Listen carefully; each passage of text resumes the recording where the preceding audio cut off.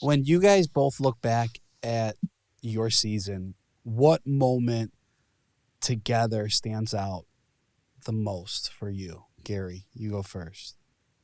The moment that most stands out for me is the dinner before the fantasy suite.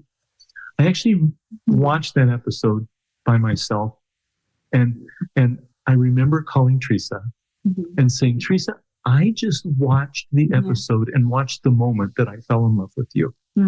Because in that moment, we started talking about more meaningful things. And I watched my body language go forward, and I watched the cadence of my conversation quicken, and there was more and more excitement. And then that just quickly led into the conversations that we had in the fantasy suite. So it was right then that I go, yep, this is my girl. This is the one. Yeah. For me, it was two moments. It was the car ride to the diner. Yeah. And it was in that dinner and in the fantasy suites, which you didn't see. So they were the biggest moments. And I think that on the dinner, I finally said, Theresa, just be yourself. Like, just be yourself. What are you doing? Like, you're holding back. You're pretty much surface level here.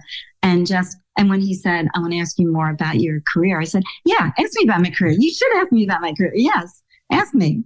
And so, yeah. No, that was a great conversation. And I think what you both just described, we saw it when we were watching. Like, Gary, I think we saw you, you leaned in, your eyes were like really engaged in what she was saying, and, your enthusiasm with your questions just started flowing, and you really locked in on her. And Theresa, I feel like Joe and I both said you seemed the most relaxed and just confident in yourself in that conversation, just very self-assured.